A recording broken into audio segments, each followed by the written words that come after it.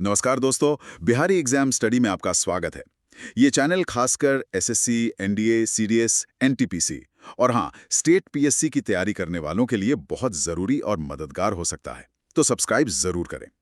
आज हम 18वीं शती के भारत पर थोड़ी गहराई से बात करेंगे, मतलब जो स्रोत हमें मिले हैं उनके आधार पर। हाँ, बिल्कुल। और ये उस दौर की बात है जब दिल्ली में आप कह सकते हैं मुगल सल्तनत की पकड़ ढीली पड़ रही थी। और हिंदुस्तान के अलग-अलग कोनों में नई ताकतें वो सिर उठा रही थीं। सही कहा। तो ये कहानी सिर्फ बिखराव की नहीं है, बल्कि एक तरह से एक नया राजनीतिक नक्शा बन रहा था भारत का। हाँ, ये दिलचस्प है। तो चलिए इस उलझे हुए मतलब कॉम्प्लेक्स दौर की परतें खोलते हैं। बिल्कुल। देखिए, 1707 में जब औरंगजेब की मौत हुई, उसके बाद से ही दिल्ली का जो सेंट्रल कंट्रोल था, वो कमजोर होना शुरू हो गया। हम्म। और दिलचस्प बात यह है कि ये जो एक वैक्यूम सा बना, उसको भरने के लिए कई ताकतें मैदान में उतरी। मराठे इनमें सबसे आगे थे, इसमें कोई शक नहीं, पर वो अकेले भी नहीं थे। अच्छा, तो आज यही समझना है कि ये बदलाव क्यों हुए, कैसे हुए और इनका नतीजा क्या निकला।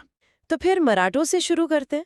औरंगजेब ने तो मतलब उन्हें दबाने की पूरी कोशिश की थी, पर कामयाब नहीं हो पाया। बिल्कुल नहीं। स्रोत बताते हैं कि शिवाजी महाराज के पोते शाहू, जो कई साल मुगलों की कैद में थे, उन्हें औरंगजेब की मौत के बाद 1707 में रिहा कर दिया गया। हाँ, उन्हें छोड़ दिया गया। लेकिन उनकी रिहाई से एक नई प्रॉब्लम शुरू हो गई। क्या? मराठों के अंदर ही सत्ता के लिए झगड़ा शुरू हो गया।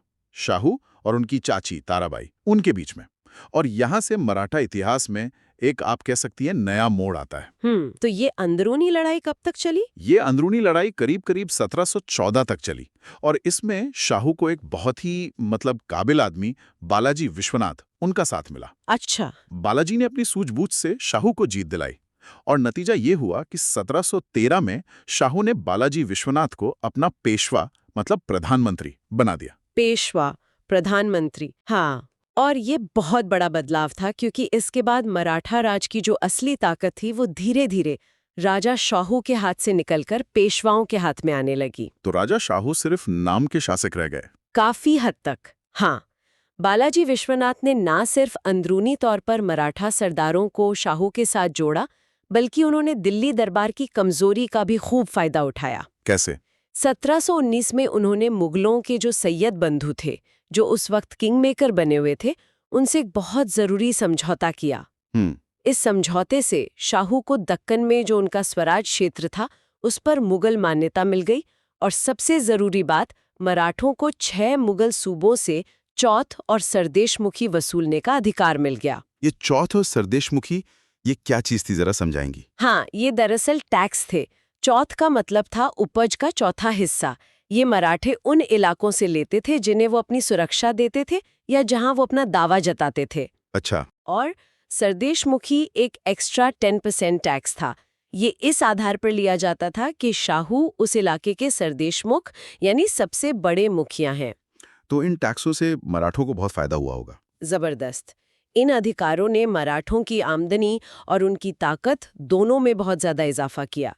इसके बदले में, हाँ, मराठों ने ये वादा भी किया कि वो मुगल बादशाह की मदद के लिए 15,000 घुड़सवार रखेंगे और दक्कन में शांति बनाए रखेंगे। बालाजी विश्वनाथ के बाद उनके बेटे बाजीराव प्रथम, वो सिर्फ 20 साल के थे जब 1720 में पेशवा बने। स्रोत तो बताते हैं कि वो कमाल की योद्धा थे, बहुत महत्वाकांक्षी। बिल्कुल सही। बाजीराव प्रथम 1720-1740 को मराठा शक्ति का असली विस्तारक माना जाता है। उन्होंने मराठा पावर को महाराष्ट्र से निकालकर पूरे भारत में फैलाया। पूरे भारत में? कहाँ कहाँ? उन्होंने उत्तर में मालवा और गुजरात पर कंट्रोल किया, बुंदेलखंड को अपने असर में लिया और दक्कन का जो सबसे ताकतवर सूबेदार था निजाम, उसको कई बार हराया। अरे वाह। और सोचिए, 1737 में तो उनकी सेनाएं दिल्ली के दरवाजे तक पहुंच गईं। ये दिखाता है कि वो मुगल सत्ता को सीधे सीधे चैलेंज कर रहे थे। यानी उनके टाइम में मराठे सिर्फ एक रीजनल पावर नहीं रहे, वो एक अखिल भारतीय शक्ति बनने की राह पर थे। बिल्कुल, बाजीराव प्रथम ने ही वो नींव रखी। भोपाल के पास जब उन्होंने निजाम को बुरी तरह हराया, उसके बाद तो पूरा मालवा और नर्मदा चंबल का इलाका मराठों के कंट्रोल में आ गया। जब 1740 में उनकी मौत हुई, तब तक मराठा साम्राज्य का दबदबा बहुत ज्यादा बढ़ चुका था। बाजीराव प्रथम के बाद उनके बेटे बालाजी बाजीराव, जिन्हें नाना साहब भी कहते हैं, वो 1740 में पेशवा बने। ऐसा कहा जाता है कि उनके समय में मराठा शक्ति अपने शिखर पर थी। हाँ, ये सच है। बालाजी बाजीराव 1740-1761 के दौर में मराठा प्रभाव लगभग पूरे भारत पर फैल गया। मतलब मध्य भारत, गुजरात, मालवा तो उनके कंट्रोल में थे ही, दक्षिण में भी उनका दबदबा था और उत्तर भारत में भी उन्होंने अपना असर बढ़ाया। दिल्ली दरबार में भी। हाँ, दिल्ली दरबार में भी उनका काफी दखल हो गया था। एक वक्त तो ऐसा लगने लगा था कि शायद वही मुगलों की जगह ले लेंगे, मतलब पूरे भारत पर उनका राज होगा। लेकिन फिर 1761 आ गया, पानीपत की तीसरी लड़ाई। ये एक बहुत बड़ा झटका था, है ना? बहुत बड़ा झटका, शायद मराठा इतिहास का सबसे बड़ा झटका।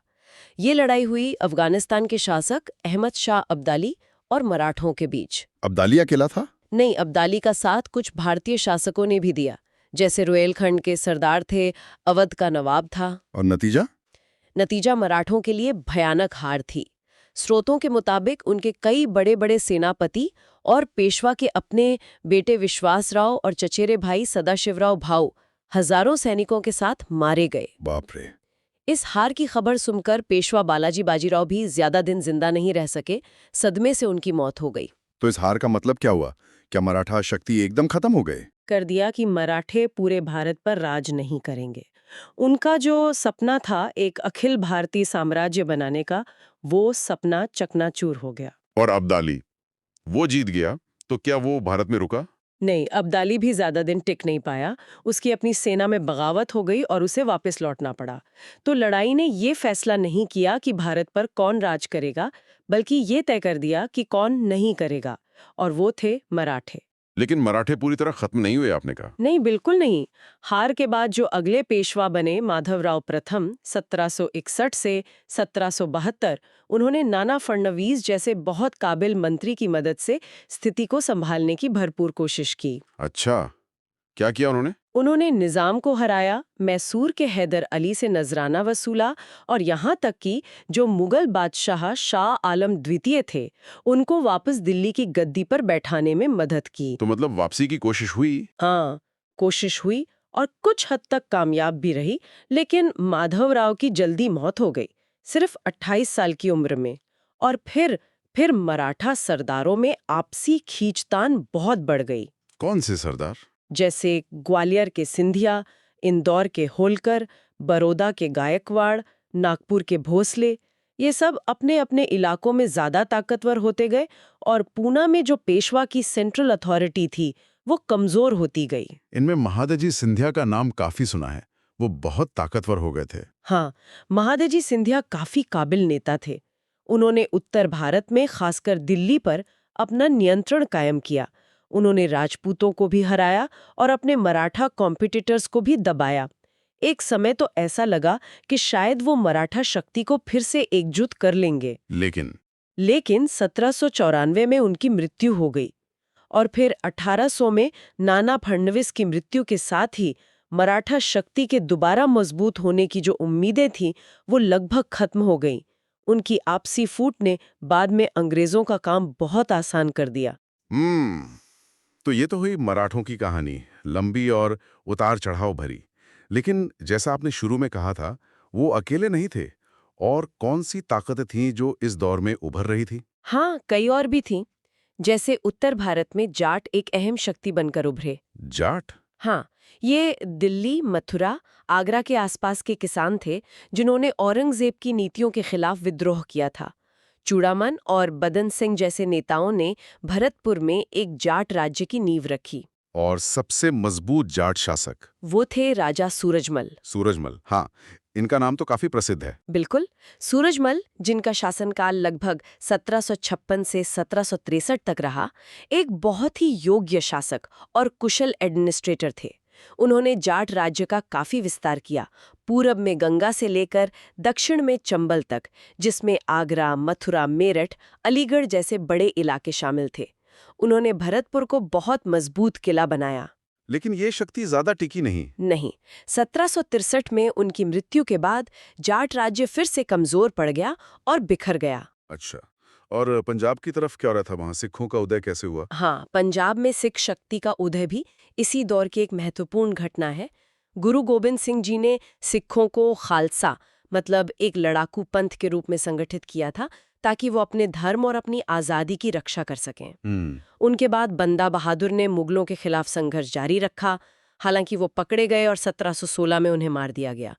लेकिन उसके बाद नादिर शाह और अहमद शाह अब्दाली के जो हमले हुए, उनसे जो उथल-पुथल मची, उसने सिखों को दोबारा संगठित होने का मौका दिया। वो मिसलों में बट गए थे, है ना? हाँ बिल्कुल, सिख अलग अलग समूहों या मिसलों में बटे हुए थे। हर मिसल का अपना सरदार था, अपनी सेना थी, अपना इलाका था। और फिर रणजीत सिंह आए। हाँ, इन्हीं मिसलों में से एक थी सुकरचकिया मिसल। उसके एक सरदार थे महासिंह और उनके बेटे थे रंजीत सिंह। रंजीत सिंह ने अपनी योग्यता और ताकत से इन अलग अलग मिसलों को एकजुट किया और 19वीं सदी की शुरुआत में एक बहुत शक्तिशाली सिख साम्राज्य की स्थापना की, जिसकी राजधानी लाहौर थी। महाराजा रंजीत सिंह का साम्राज्य कहाँ तक फैला था? उनका साम्राज्य काफी बड़ा था। सतलुज नदी से लेकर पश्चिम में झेलम और उसके पार तक फैला हुआ था। उन्होंने 1799 में लाहौर जीता, 1802 में अमृतसर जीता। उन्होंने एक बहुत कुशल प्रशासन और एक मजबूत आधुनिक सेना भी बनाई, जिसमें यूरोपियन अफसर भी थे। अंग्रेजों से उनके कैसे संबंध थे? अंग्रेजों के साथ उनकी अमृतसर की संधि हुई थी 1809 में। इससे सतलुज नदी उनके और अंग्रेजों के राज्य के बीच की सीमा बन गई। रंजीत सिंह बहुत समझदार शासक थे। उन्होंने अंग्रेजों से टकराव टाला, लेकिन 1839 में उनकी मृत्यु के बाद उनका साम्राज्य ज्यादा दिन टिक नहीं सका। आपसी लड़ाई और अंग्रेजों की साजिशों के कारण आखिरकार अंग्रेजों ने पंजाब पर कब्जा कर लिया। इनके अलावा रोहेलों और बंगश पठानों का भी जिक्र मिलता है स्रोतों में। ये कौन लोग थे? ये अफगान मूल के लोग थे। 17वीं और खासकर 18वीं सदी में अफगानिस्तान में काफी अस्थिरता थी, तो बहुत से अफगान सैनिक और लोग भारत आकर बस गए थे। अच्छा। उत्तर भारत में जब मुगल सत्ता कमजोर हुई, तो इन्होंने उसका फायदा उठाया। अली मोहम्मद खान जैसे नेताओं ने रुहेलखंड, मतलब जो बरेली के आसपास का इलाका है, वहां अपना एक स्वतंत्र राज्य बना लिया। इसी तरह मोहम्मद खान बंगश ने फर्रुखाबाद में अपना शासन स्थापित किया और बाद में अपना असर इलाहाबाद और बुंदेलखंड तक बढ़ाया।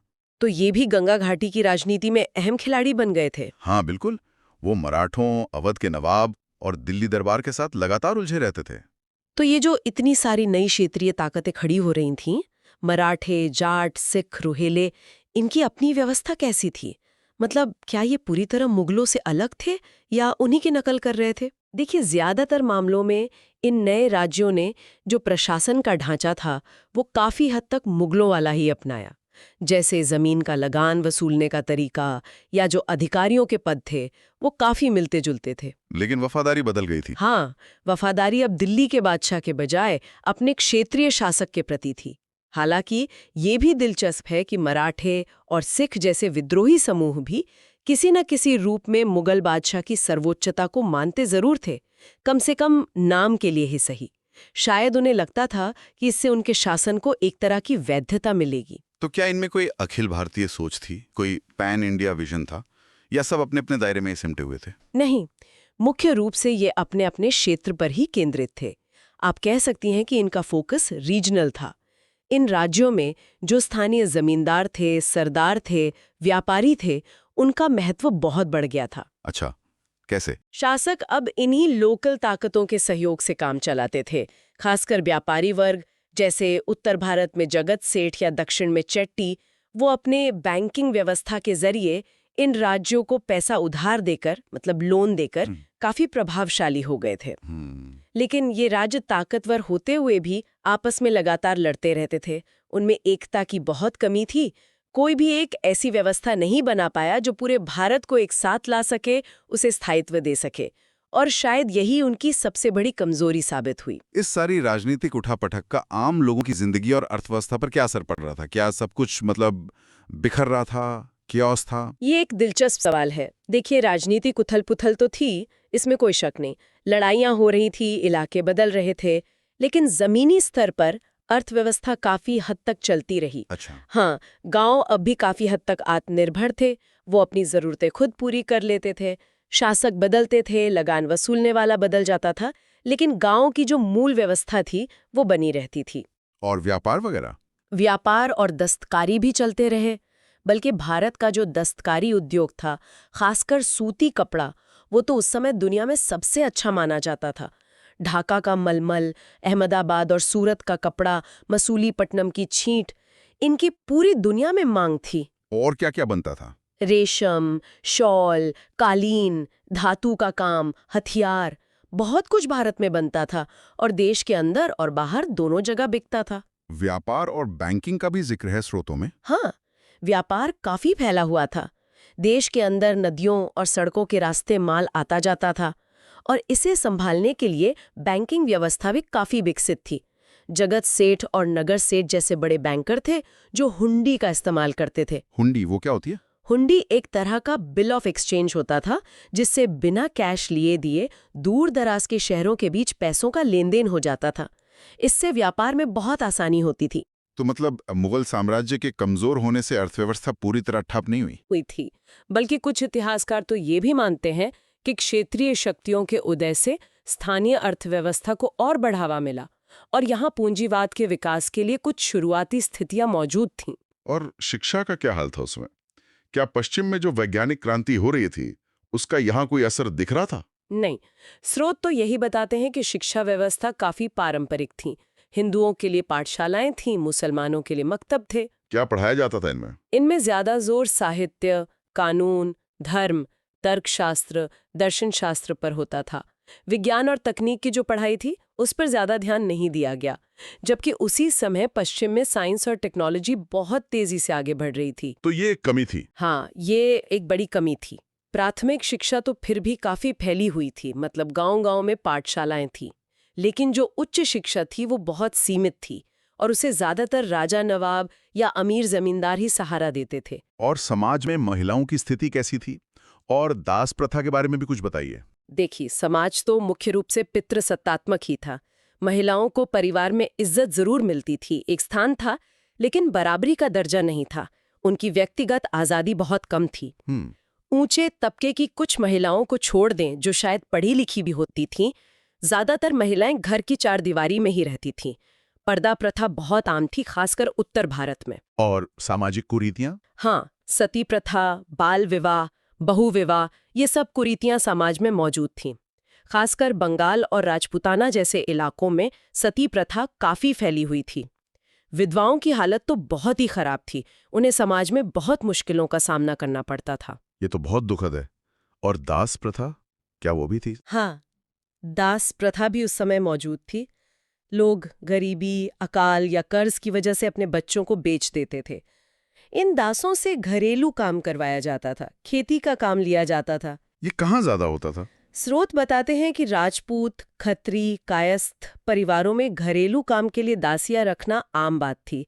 यूरोपीय यात्री जो उस समय भारत आए, उन्होंने भी इसका जिक्र किया है। यूरोपीय लोगों के आने से इस पर क्या असर पड़ा? बल्कि यूरोपीय कंपनियों, खासकर पुर्तगाली, डच और अंग्रेजों के आने से दास व्यापार को और बढ़ावा मिला। वो यहाँ से दासों को खरीदकर अपने उपनिवेशों में ले जाते थे। यहाँ तक कि 1752 में कलकत्ता में दासों की खरीद बिक्री का बाकायदा रजिस्ट्रेशन करने के लिए एक कोर्ट हाउस बनाया गया था। लेकिन क्या भारत में दासों की हालत उतनी ही खराब थी जितनी अमेरिका वगैरह में? शायद नहीं। कुछ स्रोत ये भी कहते हैं कि भारत में दासों की स्थिति शायद उतनी खराब नहीं थी। उन्हें अक्सर परिवार का हिस्सा जैसा माना जाता था और वो अपनी आज़ादी खरीद भी सकते थे। लेकिन फिर भी दास प्रथा तो थी। इतने सारे राजनीतिक और सामाजिक बदलावों के बीच कला और संस्कृति का क्या हुआ? क्या वो भी खत्म हो गई इस उथल-पुथल में? नहीं, ऐसा बिल्कुल नहीं हुआ। बल्कि हुआ ये कि जब दिल्ली में मुगल दरबार कमजोर पड़ा और वहाँ कलाकारों, शायरों, संगीतकारों को संरक्षण मिलना कम हो गया, तो वो लोग कहाँ गए? कहाँ गए? वो हैदराबाद, लखनऊ, जयपुर, मुर्शिदाबाद, पूना जैसे जो नए क्षेत्रीय राज्यों की राजधानियां बन रही थीं, वहां चले गए। अच्छा, तो इन नए शासकों ने उन्हें संरक्षण दिया? हाँ, इन नए शासकों ने कला और संस्कृति को काफी बढ़ावा दिया। वो अपनी शान और शौकत दिखाना चाहते थे, तो उन्होंने कवियों, कलाकारों, वास्तुकारों सबको अपने दरबार में जगह दी। जैसे लखनऊ में नवाब आसफ उद्दौला ने बड़ा इमामबाड़ा बनवाया। हाँ, वो तो बहुत मशहूर है। कहते हैं उसकी छत बिना किसी बीम या पिलर के टिकी है। बिल्कुल, वो अपनी विशाल बिना सहारे की छत के लिए ही जानी जाती है। ये उस समय की इंजीनियरिंग का कमाल है। जयपुर शहर भी तो इसी दौर में बसाया गया था, है ना? हाँ, बिल्कुल। आमेर के राजा थे सवाई जयसिंह, जो एक महान खगोल शास्त्री भी थे। उन्होंने जयपुर शहर बसाया, जो पूरी प्लानिंग के साथ बनाया गया था। और उन्होंने दिल्ली, जयपुर, बनारस, उज्जैन, मथुरा 5 जगहों पर जंतर मंतर यानी खगोलीय वेधशालाएं बनवाईं। वाह। इसी तरह दक्षिण में तंजावुर, मैसूर कला के केंद्र बने। पंजाब में महाराजा रंजीत सिंह ने अमृतसर में हरमंदिर साहिब का नवीनीकरण करवाया, उस पर सोने की परत चढ़वाई, जिसके बाद वो स्वर्ण मंदिर कहलाया। और साहित्य, भाषाओं का क्या हुआ? क्षेत्रीय भाषाओं का भी खूब विकास हुआ इस दौर में। हिंदी, उर्दू, तमिल, तेलुगु, मलयालम, बंगाली, असमिया, पंजाबी, मराठी, इन सब भाषाओं में खूब साहित्य रचा गया। उर्दू शायरी तो खासकर लखनऊ और दिल्ली में अपने चरम पर पहुंची। और प्रिंटिंग प्रेस, उसका भी जिक्र है? हाँ, ईसाई मिशनरियों ने भारत में प्रिंटिंग प्रेस शुरू किए। उन्होंने बाइबल का तमिल और मलयालम जैसी स्थानीय भाषाओं में अनुवाद छापा। इससे भारत में छपाई की तकनीक को भी बढ़ावा मिला। तो कुल मिला के अगर हम आज की बात को समेटें तो 18वीं सदी सिर्फ मुगल साम्राज्य के पतन और अराजकता का ही दौर नहीं था। नहीं, बिल्कुल नहीं। ये उससे कई ज्यादा जटिल, कई ज्यादा डायनामिक और बदलावों से भरा दौर था। ये एक तरह से भारत के राजनीतिक, सामाजिक और सांस्कृतिक नक्शे के दोबारा बनने का समय था। पुरानी व्यवस्था टूट रही थी, तो नई ताकतें, नए केंद्र, नई पहचानें उभर रही थी। मराठे, सिख, जाट, निजाम, बंगाल के नवाब, मैसूर के शासक, इन सब ने इस दौर को अपनी शक्ल दी। अर्थव्यवस्था और समाज में भी गहरे बदलाव चल रहे थे। हाँ, ये एक ऐसा दौर था जिसने उस बिखरे हुए लेकिन फिर भी जिंदा दिल भारत को जन्म दिया, जिसका सामना बाद में अंग्रेजों जैसी यूरोपीय ताकतों ने किया। बिल्कुल। और जैसा हमने पहले भी बात की, इन शक्तियों की अपनी सीमाएं थीं। सबसे बड़ी सीमा थी उनकी आपसी फूट और एक साझा नजरिए की कमी। उनमें से कोई भी अकेले या मिलकर एक ऐसी मजबूत केंद्रीय सत्ता नहीं बना सका जो मुगलों की जगह ले पाती और बाहरी खतरों का मिलकर सामना कर पाती। हाँ, शायद इसी बिखराव ने, इसी आपसी लड़ाई ने अंग्रेजों के लिए भारत पर धीरे धीरे कब्जा करना आसान बना दिया। और यहीं हम आज की इस गहरी पड़ताल को रोकते हैं, लेकिन श्रोताओं के लिए एक सवाल जरूर छोड़ जाते हैं जिस पर वो सोच सकते हैं। जरूर। सवाल यह है कि क्या 18वीं सदी के भारत का जो राजनीतिक बिखराव था, जो क्षेत्रीय शक्तियों का आपसी संघर्ष था, उसे देखते हुए यह मानना सही है कि किसी बाहरी ताकत जैसे अंग्रेजों का सफल होना लगभग तय ही था, या क्या कोई ऐसी वैकल्पिक स्थिति हो सकती थी, कोई व्हाट इफ हो सकता था, जिसमें ये क्षेत्रीय ताकतें अपने मतभेद बुलाकर मिलकर एक मजबूत भारतीय प्रतिरोध खड़ा कर पाती? ये सोचने वाला सवाल है। हाँ, इस पर हम आगे भी बात करते रहेंगे इस सीरीज में। सोचिएगा जरूर। अगली बार फिर मिलेंगे। नमस्कार। नमस्कार।